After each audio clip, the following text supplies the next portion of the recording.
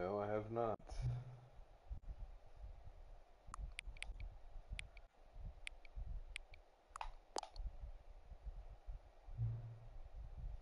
The current time is 11:45.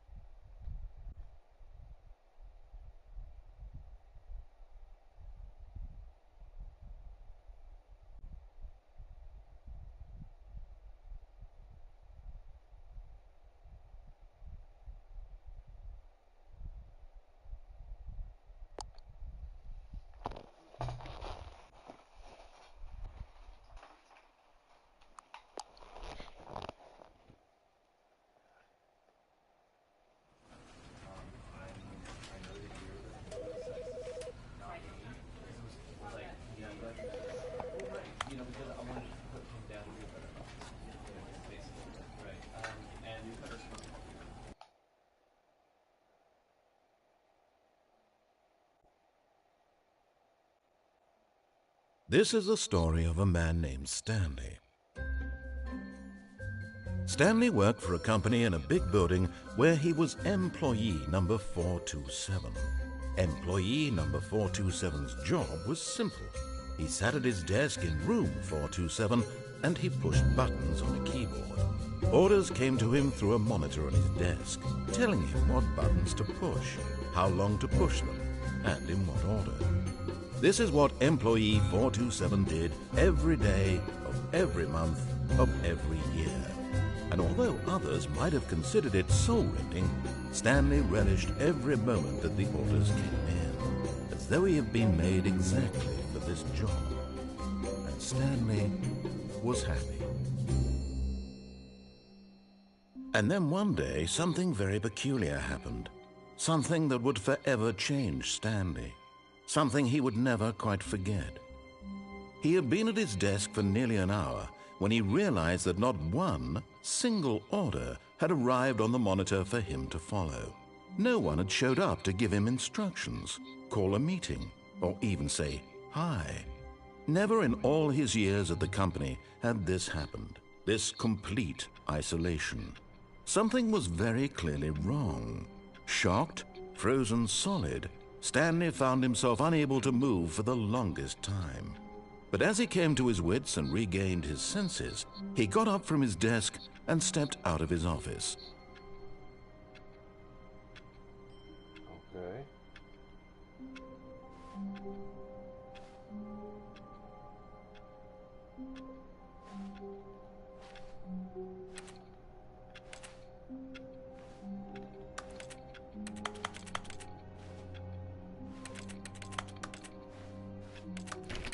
All of his co-workers were gone.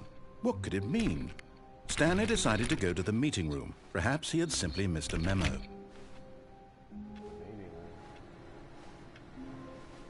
No matter how hard Stanley looked, he couldn't find a trace of his co-workers.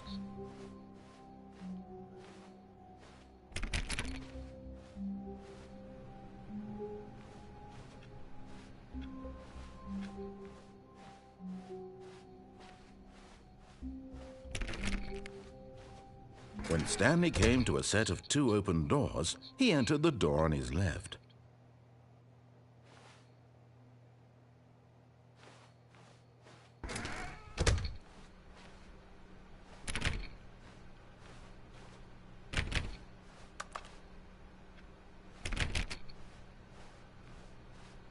Yet there was not a single person here either. Feeling a wave of disbelief, Stanley decided to go up to his boss's office, hoping he might find an answer there.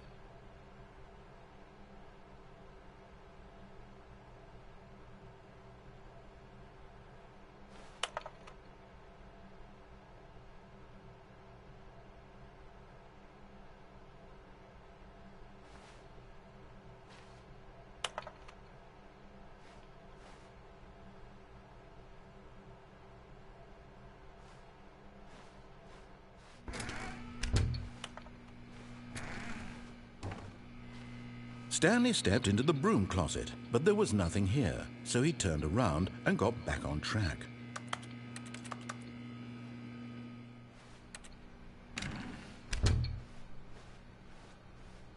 Coming to a staircase, Stanley walked upstairs to his boss's office.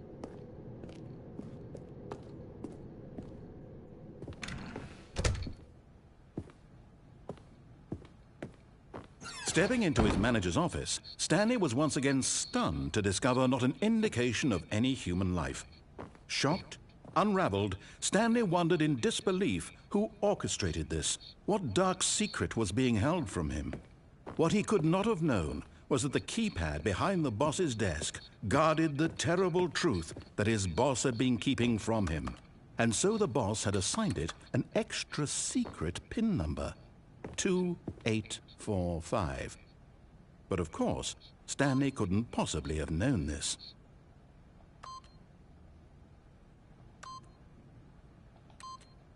Yet incredibly, by simply pushing random buttons on the keypad, Stanley happened to input the correct code by sheer luck. Amazing. He stepped into the newly opened passageway. What the fuck is going on with this game?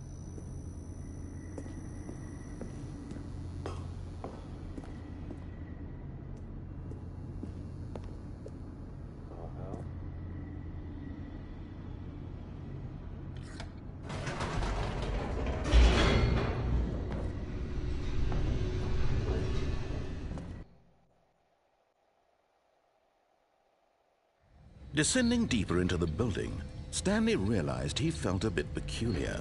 It was a stirring of emotion in his chest, as though he felt more free to think for himself, to question the nature of his job. Why did he feel this now, when for years it had never occurred to him? This question would not go unanswered for long.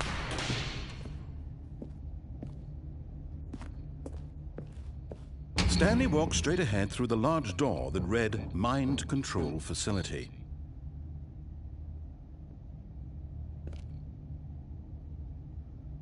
Maybe that's what they want you to believe.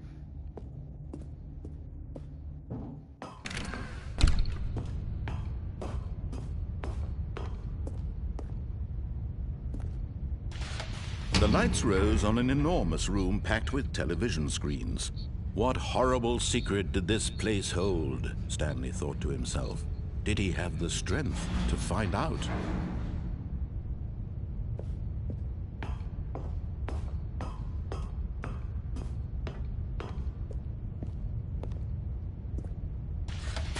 Now the monitors jumped to life, their true nature revealed. Each bore the number of an employee in the building, Stanley's co-workers. The lives of so many individuals reduced to images on a screen, and Stanley, one of them, eternally monitored in this place where freedom meant nothing.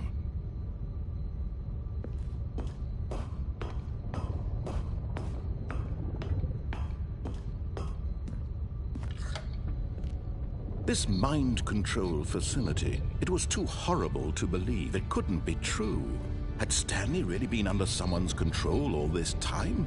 Was this the only reason he was happy with his boring job? That his emotions had been manipulated to accept it blindly?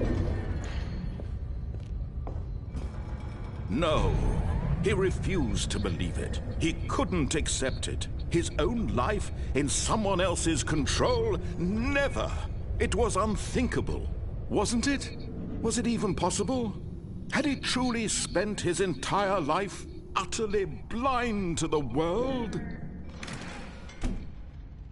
But here was the proof, the heart of the operation. Controls labeled with emotions, happy or sad or content. Walking, eating, working, all of it monitored and commanded from this very place.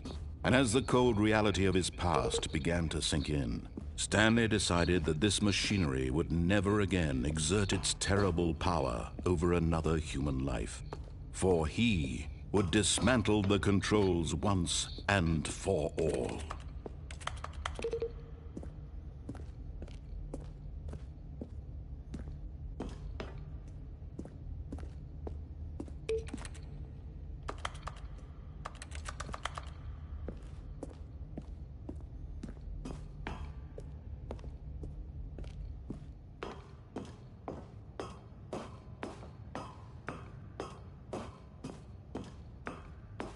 And when at last he found the source of the room's power, he knew it was his duty, his obligation, to put an end to this horrible place and to everything it stood for.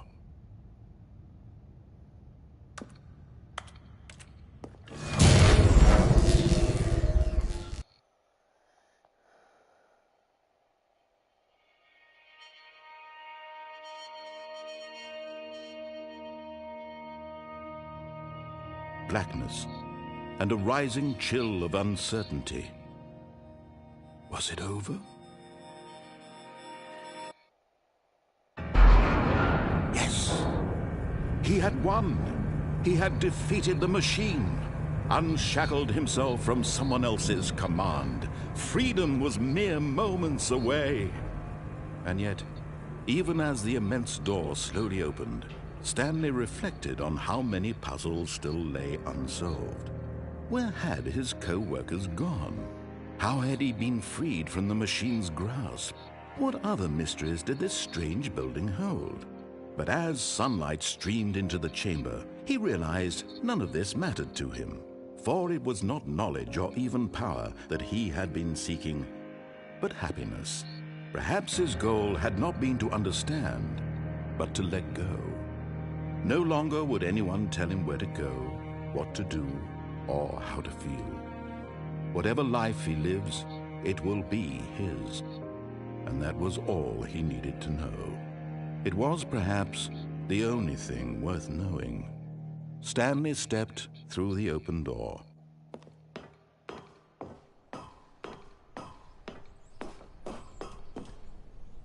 Stanley felt the cool breeze upon his skin, the feeling of liberation, the immense possibility of the new path before him.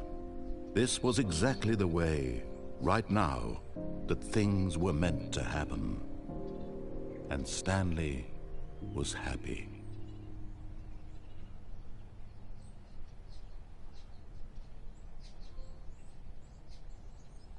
What? I beat the game.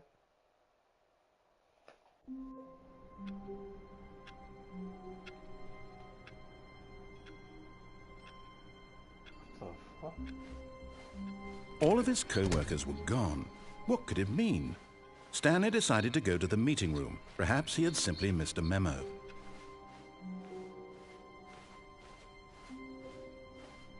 When Stanley came to a set of 2 open doors, he entered the door on his left. Fuck that door. This was not the correct way to the meeting room, and Stanley knew it perfectly well. Perhaps he wanted to stop by the employee lounge first, just to admire it. Ah, yes, truly a room worth admiring. But eager to get back to business, Stanley took the first open door on his left. Stanley was so bad at following directions, it's incredible he wasn't fired years ago. Look, Stanley, I think perhaps we've gotten off on the wrong foot here. I'm not your enemy, really, I'm not. I realize that investing your trust in someone else can be difficult, but the fact is that the story has been about nothing but you all this time. There's someone you've been neglecting, Stanley. Someone you've forgotten about.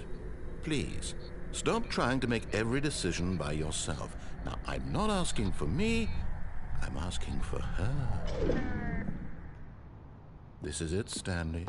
Your chance to redeem yourself. To put your work aside, to let her back into your life. She's been waiting. That's her, Stanley. You need to be the one to do this, to reach out to her. If you can truly place your faith in another, then pick up the phone. I'm not picking up that fucking phone.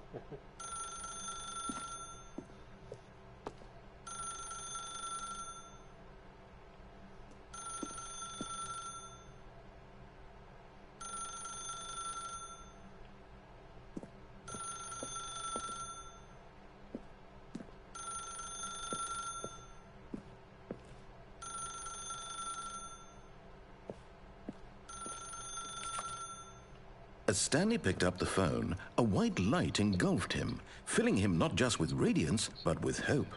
hope for a life I reunited. took the fucking Wait. thing out. Oh, goodness.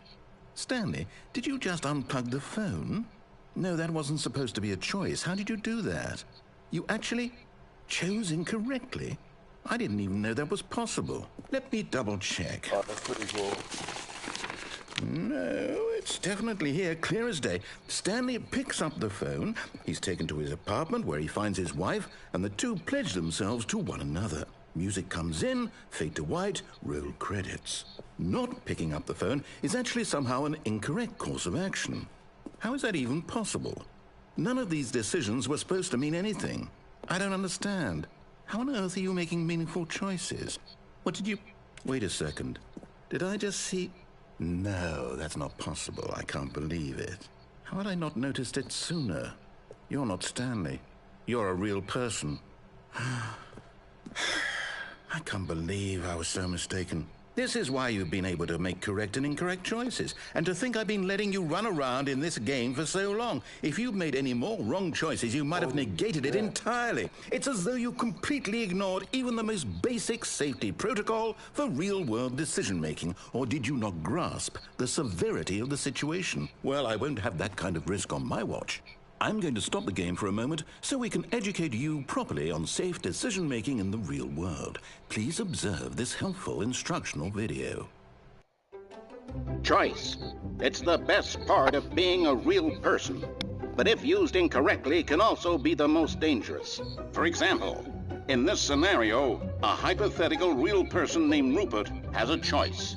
He could invent a machine that eliminates food shortages across the world to make life better for all people. Or he could spend years of hard work forgetting how to read. Which choice would you make? Remember that unlike here, the real world makes sense, and at no time should you make a choice that does not conform to rational logic. If you find yourself speaking with a person who does not make sense, in all likelihood, that person is not real. Allow the person to finish their thought, then provide an excuse why you cannot continue talking. Turn to a partner and practice saying, "My goodness, is it 4:30? I'm supposed to be having a back, sack, and crack." I'm supposed to be Excellent. having a back Making sack choices on a and regular crack. basis is the best part to a healthy decision-making process. Most medical professionals recommend making at least 8 choices per day. Do you make more than 8? Less? And finally, if you begin to wonder if your choices are actually meaningful and whether you'll ever make a significant contribution to the world, just remember that in the vast infiniteness of space, your thoughts and problems are materially insignificant, and the feeling should subside. At this time, your instructor will guide you in an exercise to test and reinforce the material covered in this video. Welcome back. You may have noticed that this room has begun to deteriorate as a result of narrative contradiction. But not to worry. Now that you're properly informed on good decision-making, we're going to revisit a choice you made just a few minutes ago and see what the correct thing to do would have been. This way, please.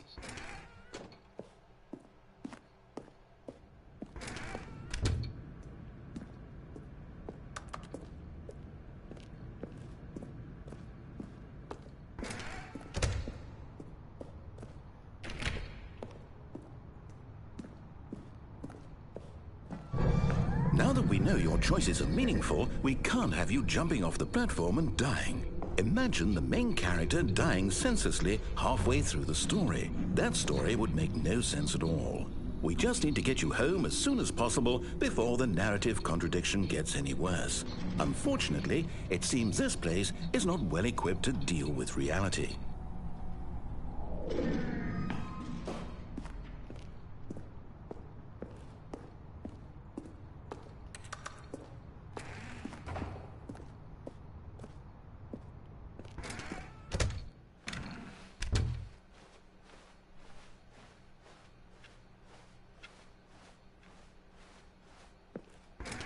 Almost there. You'll take the door on the left, back to the correct ending, the story will have resolution once again, and you'll be home free in the real world. Now remember, all you need to do is behave exactly as Stanley would. That means choosing responsibly and always putting the story first. I'm quite sure you'll be up to the task. Just follow my lead and you'll be fine. All right. When Stanley came to a set of 2 open doors, he entered the door on his left. No! Why did you do that? Quickly, hurry back in the other direction. Perhaps we're not too late.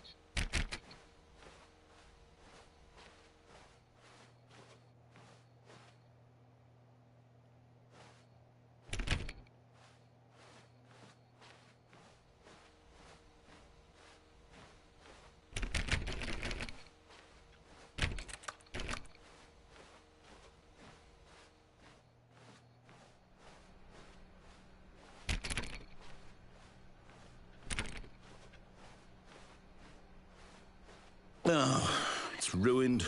I can't believe, after everything we talked about, that my story, you've destroyed my work. Why? For what? What did you get out of that? What did you think was so special about seeing the game undone, left here like so much garbage? It's worthless now. And what am I supposed to do? Even if there were a way to continue, would it be worth it? To know that my story is now incorrect? How can I go back to that? I can't erase that knowledge. I'll have to live with it forever, reliving its impossibility forever. I couldn't live that way. Is it better to shut the game down entirely? To willingly destroy all of my work? I don't know. What's the answer? What do I do? What do I do? What do I... No, I have to. I have to shut the game down. I have to. I have to.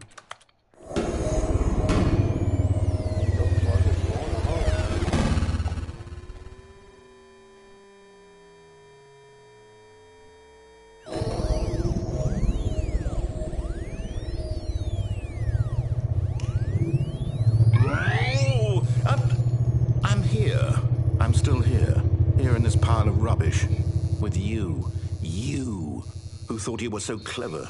Now look where we are. My entire game is destroyed. It was the only thing in the world that was mine, and you've run it into the ground. What, did you think that would be funny? You just had to see? Didn't I impress upon you how important it was to be like Stanley? He actually knows how to do what I tell him to. He understands that if I say to do something, there's a damn good reason for it. That thought hadn't even occurred to you, had it? That there's a world outside of you? You're a child. Oh, my story. If you'd just gone through the door on the left, you would have seen it. There was a whole underground facility. You would have destroyed it and been victorious. It would have been so perfect. I worked so hard on it. I tried so hard to make... behave exactly as Stanley would. That means choosing responsibly and always putting the story first. I'm quite sure you'll be up to the task. Just follow my lead and you'll be fine. All right. When Stanley came to a set of 2 open doors, he entered the door on his left. No! Why did you do that? Quickly, hurry back. Behave exactly as Stanley would. That means choosing responsibly and always putting the story first. I'm quite sure you'll be up to the task. Just follow my lead and you'll be fine. All right. When Stanley came to a set of 2 open doors, he entered the door on his left. Fuck you, bro. He didn't say nothing this time. No! Why did you do that? Quickly, hurry back. Behave exactly as Stanley would. That means choosing responsibly and always putting the story first. I'm quite sure you'll be up to the task. Just follow my lead and you'll be fine. All right. When Stanley came to a set of 2 open doors, he entered the door on his left.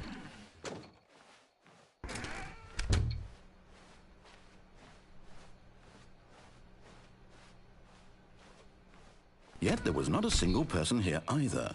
Feeling a wave of disbelief, Stanley decided to go up to his boss's office, hoping he might find a... Coming to a staircase, Stanley walked upstairs to his boss's office.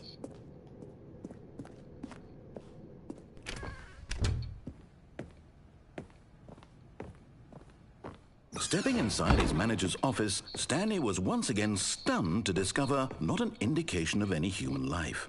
Shocked, unraveled, Stanley wondered in disbelief who orchestrated this, until he saw the door with a voice receiver next to it. Surely behind this door lay all the answers to his questions. And beyond all probability, he knew the passcode. He had seen it on his boss's computer just last week. Night Shark 115. Was this the code to open the door? Would it still work? There was only one way to find out. Stanley had been trained never to speak up, but now he would draw from within himself the courage to face the unknown. He drew a sharp breath and then spoke the code. Night Shark 115.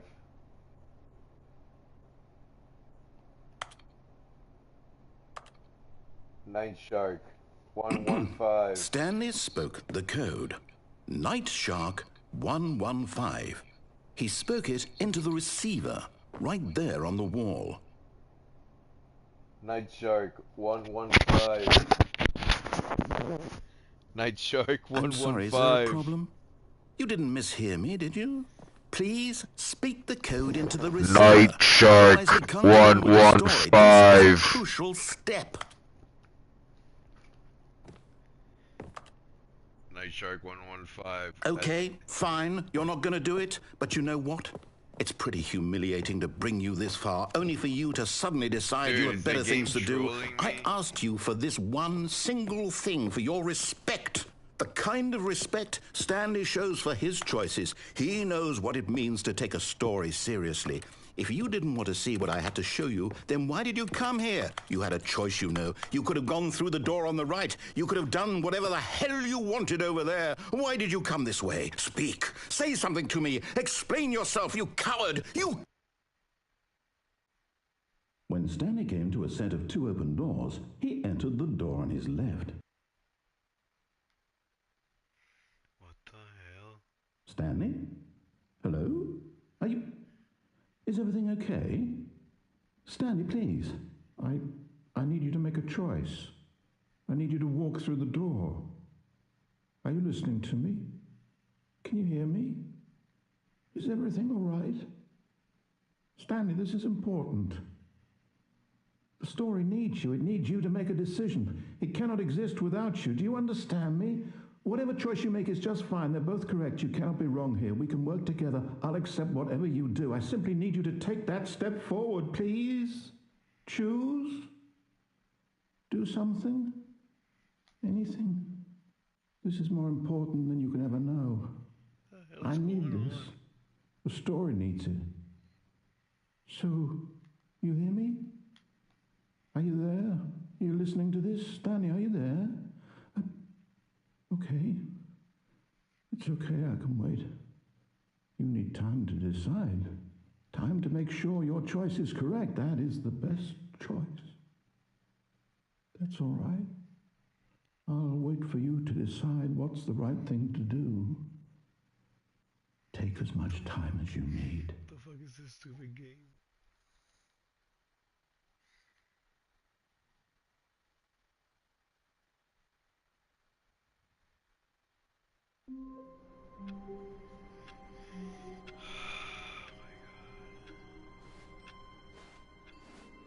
All of his co-workers were gone. What could it mean? Stanley decided to go to the meeting room. Perhaps he had simply missed a memo.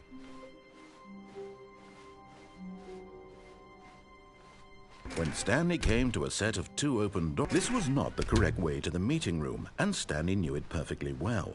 Perhaps he wanted to stop by the employee lounge first, just to admire it. Wow, yes, this room. But eager to get back to business, Stanley took the first open door on his left.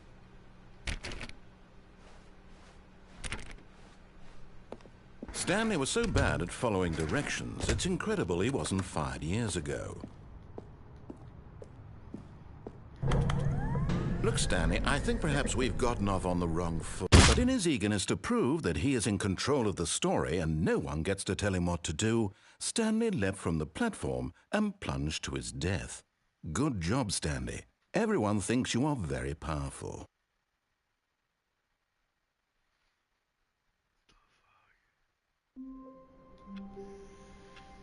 Alright, this game's a puzzle, which I'm not doing right now.